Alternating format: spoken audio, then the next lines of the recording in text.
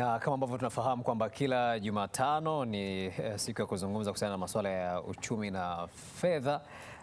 Leo tutazungumza kuhusu mfanyabiashara wakati wa ushindani wa bei, na tunaye hapa Janet Soka, mtaalamu wa masuala ya uchumi na fedha kwa ajili ya kuzungumzia mada hii. Karibu sana Janet. Asante sana. Mfanyabiashara wakati wa ushindani wa bei, hii inamaanisha nini? Labda tuanze kwa swali. Ikitokea mpinzani wako au mtu ambaye mnauza bidhaa zinazofanana akashusha bei chini ya kile ambacho wewe unauza, utafanya nini au utachukua hatua gani ili usipate hasara lakini wateja wasikukimbie? Sasa hii ndio imetupelekea katika mada ya kufanya biashara katikati ya ushindani wa bei. Ninafahamu umuhimu na mchango mkubwa wa bei katika bidhaa, lakini watu wengi wamejikuta ikitokea mshindani anashusha kwa hofu ya kupoteza wateja, na yeye anashusha bei akiamini kwamba atawavuta wateja wengi zaidi, lakini anaweza akaingia kwenye hasara au kupotea kabisa, kwa sababu ishu sio mauzo, ishu ni faida. Kwa unaweza kuta mtu anashusha bei kwa sababu alinunua kwa gharama ndogo. Kwa hiyo ukishusha kama yeye, unajikuta unapata hasara au unaingia kwenye changamoto za kifedha. Na hapa sasa ndo mada yetu ikaingia siku ya leo. Ndio. Sasa unawezaje kufanya biashara kwenye ushindani? Kwanza kabisa, mfanyabiashara yoyote ni lazima ufahamu unauza nini na umemtarget mteja wa namna gani. Hilo ni jambo muhimu sana la kwanza. Na ili uweze kuishi vizuri katika ushindani, uza bidhaa zinazohitajika zaidi. Bidhaa zinazohitajika zaidi. Na unawezaje kufahamu hizi ni bidhaa zinazohitajika? Kuna vitu vitatu vinaweza vikakusaidia kufahamu bidhaa inahitajika. Kwanza kabisa, usifanye tu usiuze kwa hisia. Unaweza ukafahamu bidhaa inayohitajika kwa maswali ambayo watu wanauliza. Hapo una kitu fulani, una sabuni ya namna fulani, una jambo fulani.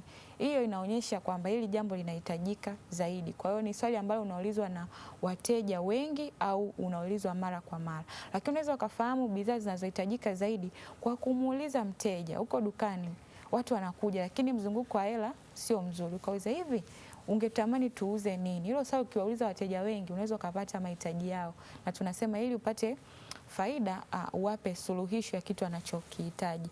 Na mwisho kabisa, unaweza ukafahamu mahitaji ya mteja kwa mzunguko. Unakuta mtu ana duka kubwa lakini bidhaa fulani tu ndio inatoka kila siku. Kwa hiyo hicho ndo kitu ambacho watu wanahitaji. Kwa hiyo ni vizuri ukakaa hapo katika eneo ambalo watu wanahitaji.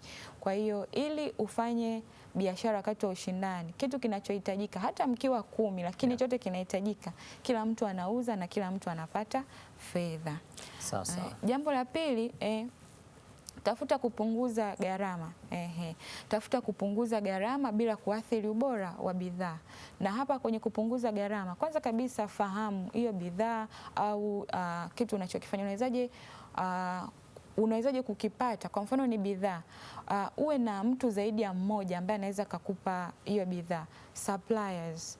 Unakuta mtu ana supplier mmoja tu, kwamba bidhaa ikipanda na yeye basi inabidi apandishe. Lakini ukiwa na watu 3 4 unalinganisha bei, na hapo inaweza kukusaidia bei yako isiwe tofauti na watu wengi zaidi. Kwa hiyo ukiwa na mtu mmoja akikutana na changamoto akiweka juu, kwa hiyo inabidi ununue juu na wewe uuze juu zaidi. Kwa hiyo ukiwa na watu wengi ni rahisi kufananisha na ukajikuta haubadiliki kwa kiwango kikubwa na haupotezi wateja wale ambao tunasema price oriented.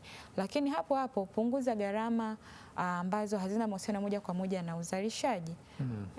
Unakuta mtu matumizi binafsi yanakuwa mengi sana katika fedha ya faida. Kwa hiyo punguza gharama zile ambazo hazina mahusiano moja kwa moja na uzalishaji, lakini zinaweza zikachangia katika kukuza ubora. Sasa jambo la tatu, weka bidhaa kwa bei tofauti tofauti, na hapa katika lengo la kutompoteza mteja. Ikiwa katika kipindi cha ushindani, sio wote ni price oriented. Nikisema price oriented ni ule kununua au kuto kununua kinategemea na bei iliyopo. Kuna watu value, thamani ndio kitu kinachompeleka kununua, na tunasema katika saikolojia ya mteja, hata bei iwe kubwa kiasi gani, ikiwa tu mteja ana imani kwamba matamanio yake yatapata utatuzi au ufumbuzi, bei sio sababu ya kufanya anunue au asinunue.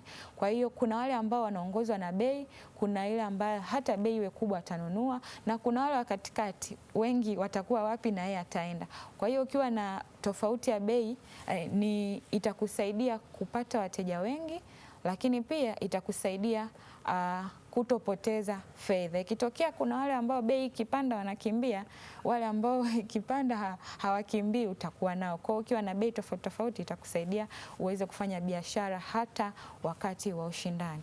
Sasa sababu nyingine, kutoa huduma ya ziada, na hapa kwenye huduma ya ziada namaanisha ushauri.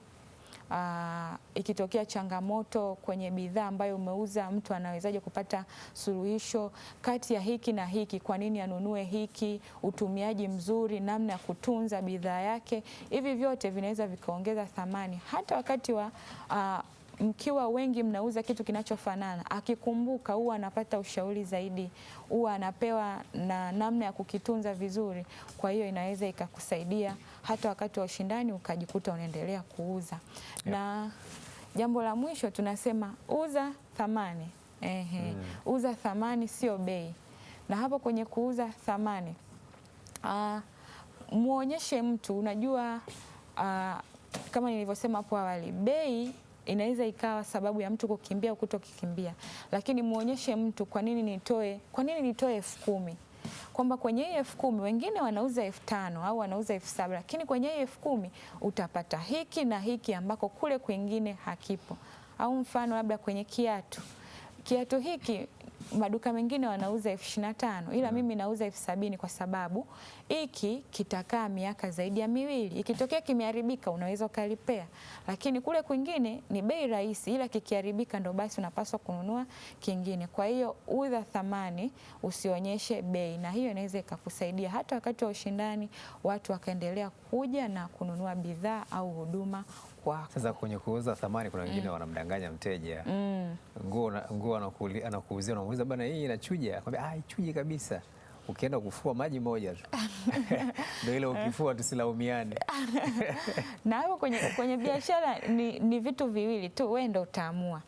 Either upate hela ya leo alafu mtu akukatae kabisa, au uendelee kupata hela. Na tunasema mara nyingi good experience watu huwa hawahadisi sana, kwamba ukinunua kiatu ile duka yake kiatu kizuri mpaka umuulize au mpaka afili, lakini kikiwa kibaya msione hivi, yani kwa hiyo ni wewe tu kama mfanyabiashara. Mteja wa kwanza atakuja kwa tangazo, lakini mteja wa pili, wa tatu na kuendelea atakuja kwa namna ulivyomhudumia na bidhaa yako namna ilivyotoa suluhisho kwenye mahitaji yake. Haya, tumalizie na vigezo ambavyo wateja wengi wanavitazama kwa haraka haraka. Kwanza kabisa, mteja yeye huwa anaangalia ubora wa bidhaa na bei inayoendana na thamani. Kwa hakikisha, mimi sio yule mshauri sana punguza bei sana. Wewe ndo mzalishaji, unajua umetoa wapi malighafi. Kila mtu ana wateja wake, lakini hakikisha bei unayopanga inaendana na thamani unayoitoa. Sio unatuuzia tunasema juisi unatuuzia glasi 15,000 kwa ladha ile ile na mazingira yale inayopata 5,000. Kwa hiyo tuonyeshe kabisa hii thamani inaendana na bei. Hata kile cha kubebea kionekane kabisa ni cha 15,000. Lakini cha pili, upatikanaji wa bidhaa. Lakini hapo unazungumzia bei, kuna huduma pia. Nategemea pia wakati mwingine sehemu unayoenda unakuta bei haiendani na thamani. Kwa mfano, watu ambao wanasafiri, unapelekwa tu sehemu ndio hiyo hiyo, na vyakula vilivyopo huna option nyingine, na vile vyakula unakuta vinauzwa bei ghali. Hiyo ambayo sio sawa na thamani ya kitu chenyewe. Sio sawa. Na actually kama hiyo kesi ya kusafiri tunasema ni monopoly. Yaani ukishakuwa giant mwenyewe kwenye market, unajiamulia mambo. Lakini ukishakuwa wengi, kidogo unalazima umpapatie. Kwa kibiashara ni sawa kujiamulia mambo. Sio sawa. Ndio maana kuna regulatory, tunasema taasisi mbalimbali kwa ajili ya kufanya ukaguzi na vitu kama hivyo. Sawa, jambo la pili. Jambo la pili, upatikanaji wa bidhaa. Upatikanaji wa bidhaa. Sasa mtu anawezaje kuipata bidhaa yako? Na hapa sana sana wale ambao tunasema jiwekee mkakati kwamba ikifika kiwango hiki dukani nichukue mzigo mwingine. Kuna mtu mpaka akienda leo hakipo, kinakuja wiki ijayo hakipo, kinakuja. Kwa hiyo unaweza kukuta unapoteza wateja au watu hawapiti kabisa dukani kwako. Kwa hiyo jitahidi upatikanaji wa bidhaa uwepo na uwe na uhakika, ili mteja anaamini muda na wakati wowote anaweza kuipata. Lakini jambo la tatu, kushughulikia malalamiko vizuri. Kumekuwa na changamoto mtu anapopewa feedback kwamba hiki sijaridhika nacho, chakula sio kitamu, anaishia kugombana na mteja au wanajibishana vibaya. Kwa hiyo unapoletewa malalamiko, omba radhi, angalia changamoto iko wapi, shughulikia changamoto ili usipoteze wateja wengi zaidi. Unazungumziaje? Nisije kuelewa, yaani inawezekana vipi mfanya biashara anagombana na mteja?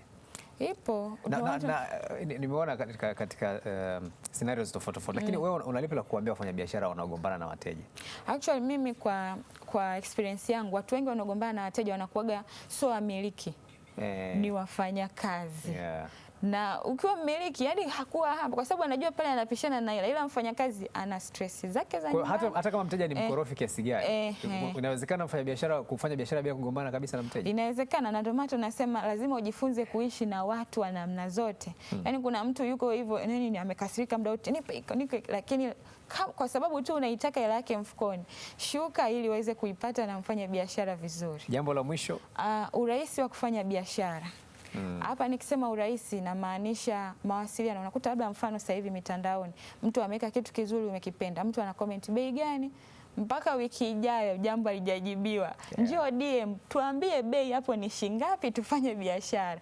Kwa hiyo hakikisha kwenye biashara yako kuna urahisi wa taarifa, urahisi wa kufanya biashara. Mtu anagairi kwa sababu tu hakuna taarifa, hamna mawasiliano, au simu inapigwa siku 2 haipokelewi. Kwa hiyo tengeneza mazingira mazuri mfanya biashara, ili mteja wako aweze kukupata kirahisi na kufanya biashara katika mazingira. Hivyo ni vigezo ambavyo wateja wengi wanaviangalia. Tumalizie na nukuu.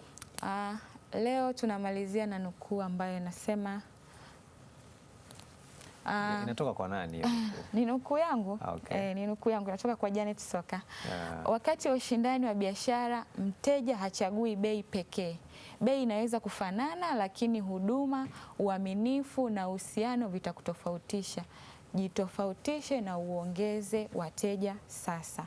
Kwa hiyo watu wengi tunafuata bei, lakini jinsi unavyotuhudumia, hata kama ukipandisha bei tutaona tuje zaidi na zaidi. Kwa hiyo jitahidi kuwa na huduma nzuri kwa wateja wako. Tunatamani kuona darasa hilo likiwaingia wafanyabiashara na matokeo yake, assignment maanake ni kwamba biashara yako tunataka tuone ikianza kuongeza wateja, au sio bana? Kabisa.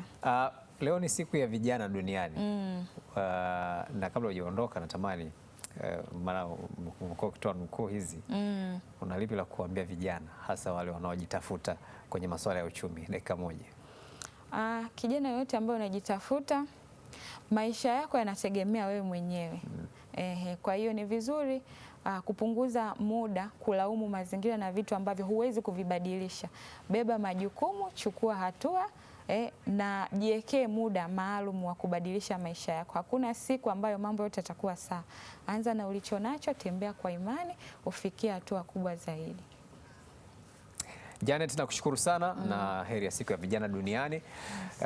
Na leo pia tumepata darasa la uchumi kutoka kwa Janet akizungumzia namna gani ya kufanya biashara wakati wa ushindani wa bei. Tunakamilisha hivyo, na kwa sababu leo ni siku ya vijana duniani, basi mjadala huu unaofuata utakuwa ni kuhusiana na namna ambavyo vijana wanaweza kushirikishwa kwenye masuala mbalimbali ya maendeleo.